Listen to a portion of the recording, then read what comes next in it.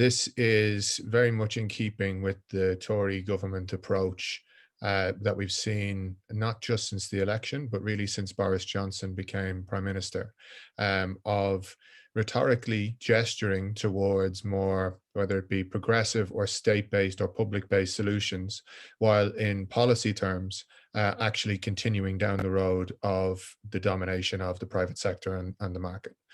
So in this particular case, what has happened is the 2012 reforms, which were very bad, but they have been singled out of context, actually, of a whole process that's gone on since the introduction of the internal market, and to some extent beforehand, but certainly at least since then, of pro-market reforms to the NHS, which have broken it up, which have fragmented it, which have introduced outsourcing, competitive tendering, all the rest of it to the National Health Service.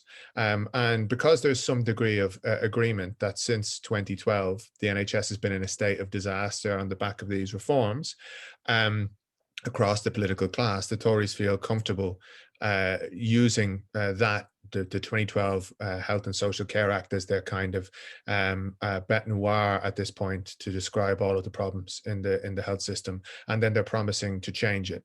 The two problems with that: the first instance, they're not changing its fundamentals, so they're not undoing the fundamental aspects of that act. What they're doing, as John correctly said, is keeping the privatisation in place while basically removing the competitive nature of tendering.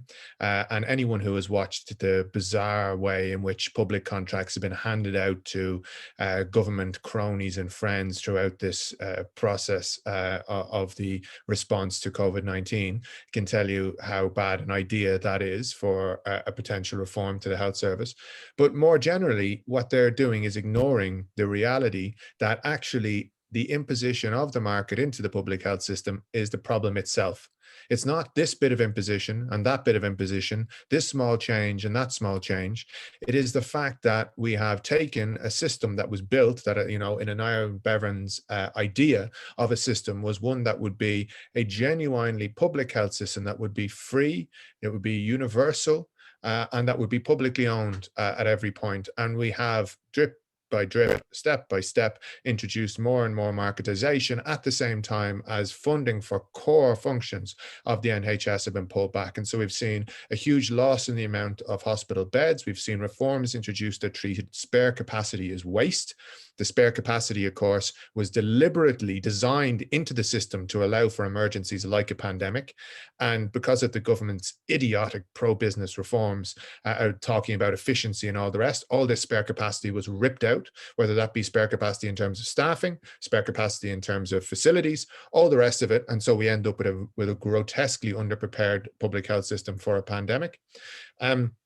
And we end up with tens of thousands of nurses short at the time when we desperately need a well-functioned and well-staffed and well-paid public health system. We end up with privatized cleaners dealing with appalling conditions when we need the hospitals to be cleaner than they've ever been. So they don't deal, and they will never deal. The Tory government are not going to deal with the fundamental question of kicking the market and private interests out of the health service. What you're going to get is a bit of cosmetic change here and there, some moving around of the deck chairs in the Titanic, but the fundamental question of increasing public funding, kicking out the private interests, and restoring the vision of a real national health service is not on the table. And any kind of propaganda exercise to convince you otherwise by the overwhelmingly pro-Tory, overwhelmingly billionaire-owned and millionaire-owned press is a canard, and people should treat it that way.